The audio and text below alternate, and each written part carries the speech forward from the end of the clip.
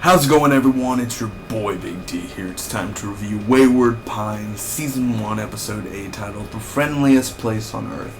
This is a spoiler review. If you have not seen the episode, go to fox.com/waywardpines. Watch the full episode there. Real quick, the shows I review on Thursday, Aquarius and Hannibal, I will be reviewing them sometime within the next 24 hours.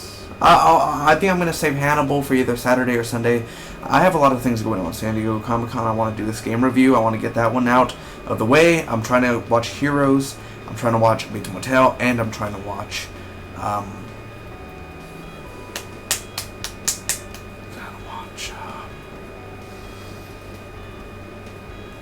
X-Files. Yeah. So I'm busy watching that stuff, guys. So Hannibal and Aquarius. Aquarius will be out hopefully by Saturday night. Hannibal should be out by Sunday morning. Sound good? Alright. So let's get right to it. It should take me less than 2 minutes to recap the episode of this episode, giving you my opinions, pros and cons, and final score. And let's get right to it, shall we? Ben is at the hospital. He's unconscious, and there's a flashback where Kate is in a straitjacket, and well, she's like a straitjacket, and here's Dr. Jenkins, of course, David Pilcher, and he's like, "You have not made progression." I don't want to make progression. Just the way she's selling it, dude.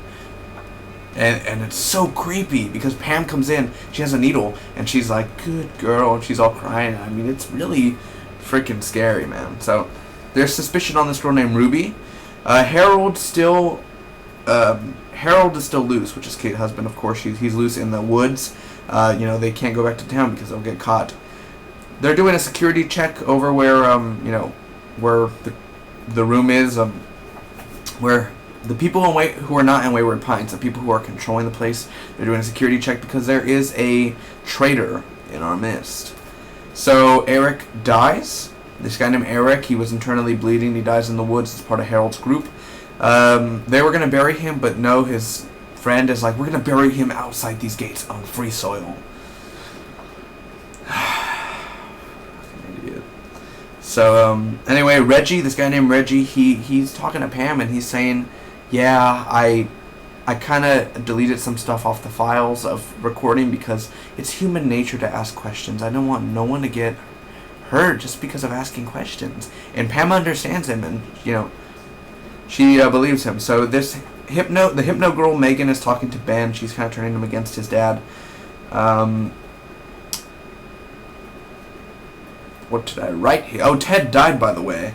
Ted, of course, driving the truck last week that Ben and Amy, when it blew up, 90% of his body was burnt. I guess that burnt him to a crisp. Oh, you're so funny. So there's a celebration going on, and here comes Ethan. Here comes freaking... What's his name again?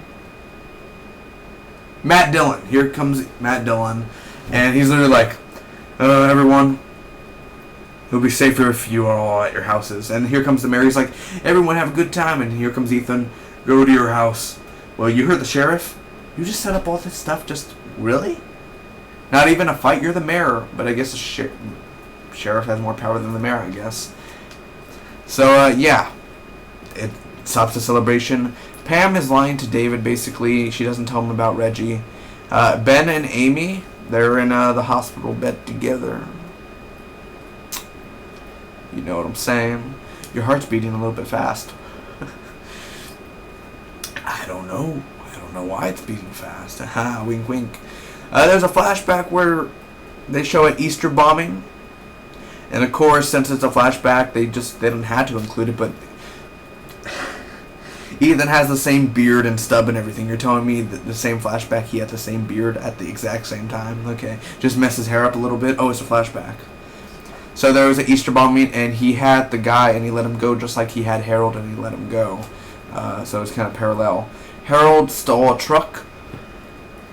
It's going to be used to get through the gate of Wayward Pines. And Teresa roast Megan, dude. She literally said, "Stay away from Ben, you stupid little, bitch." She didn't say that, but, you get what she meant. There is security on Reggie, and sadly, David puts Reggie to rest. I don't know if he killed him or put him in cryo sleep, but that's like to point, hey, don't betray us. or you'll become Reggie. Kate knows Jenkins is David Pilcher. Okay. Also, Pam literally said, don't do this to Reggie. Just kill me. Punish me. Punished her by killing Reggie, or at least putting him to sleep. The guy breaks the gate, and he literally grabs his friend, and he's outside. He's like, we made it. We made it. And here comes the Abbeys, and they kill him, and they're like, wah. And it's like, okay. Groovy. Or Ash would be like, groovy. And they'd be like, wah. And Ash would be like, come get some. Boom. What did I think about this episode overall, guys? Well, first off, may I say, carry on my wayward sons. How's everyone doing? Or carry on my wayward pines. I totally forget what to say. My cons for this week, guys. Let's get started. The whole Easter bombing flashback. That wasn't necessary, and I highly doubt it. The same situation, the whole Easter... Like, I just didn't like the whole segment. Like, who cares? Are we supposed to care about this Easter bombing? You have the guy, and you... How do I say this? I just didn't like that whole storyline part. The whole, oh yeah, remember the Easter bombing thing and all that? It's just, I didn't buy into it. It was slow, and there are a few boring parts. I'm going to be honest. This is the first episode out of season 1 where it was boring and slow in parts. Like, it was really dragging on, dude. Like, the whole middle was dragging. The beginning was dragging. Also, the carnival just stopped again. Nobody put up a fight. They just kind of stopped it because Ethan said to stop it, so might as well stop it. And also the Hypno Girl Megan, kill her already. Somebody kill her. Enough with her, man. I'm tired of her. Just stab her in the neck or something, or stick something up her. Just somehow torture her and kill her, because I'm tired of her. I'm done with her. Now the pros of the episode. First off, the ending of this episode. Always love the Abbeys, man, and I always love... Abbeys are the monsters. At least I call them Abbeys. I don't know if I'm saying it right, but Abbeys, aberrations, whatever. And they eat the guy. So the ending is pretty, satisfying. It's pretty satisfying. Pam really stole the show to this... Pam really stole the, episode this week, man. Also, David Pilcher, Mr. Toby Jones, the sexy Toby Jones. Let me get a life-size stand right here, man. Toby Jones is amazing. I love Pam and David's performance in this episode. It's magnificento. Very great, very awesome. I really do enjoy it a lot.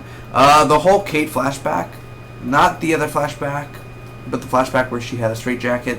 That one really rocked my world, man. Ben and Amy, you know, I hate Ben. I hate Ben's guts. I really dislike that actor a lot. But him and Amy, if they're going to do something, well, just do it. Do it! Just do it! Okay, moving on. Also, it's intense. It's a very intense episode, and of course the directing. Always gotta love the directing and the camera angles of Wayward Pines to keep it suspicious as well. Teresa's getting mad at Megan, again, one of the intense parts, and there are just a few things. Really, Pam and David were really more intense, so those were the best parts of the episode. Overall, I'm gonna give this episode a B-, secondarily a C+. It's a good episode to okay. Not a lot of TV shows on my ratings get a C around there, but it's just a good, okay episode. It's not the best. It's not really great. It's my least favorite episode out of season 1. There, I said it. It's my least favorite episode. Sure, you know, not really much progress. We didn't make a lot of progression in this episode, man. Tell me, what did we really do? It took us 40 minutes just to break the gate. Why couldn't he just break it 5 minutes later? Yeah, Harold had to go back for his wife. Oh, also, Ethan has Harold now, so, yeah. Comment down below, let me know what did you think about this Wayward Pines episode. Not much happened this episode. It was really disappointing. It had the good things. I told you the pros. I told you the cons. Now you tell me your pros and cons. And we still got a lot of theories. There's a UFO theory out there I like. You know, well, there's a lot of other theories that I can't think about right now, but I can tell you that there are, you know, the truth is still out there. I believe it's in the X-Files. Are you up against Scully? Let's get it. Spock be with you. always.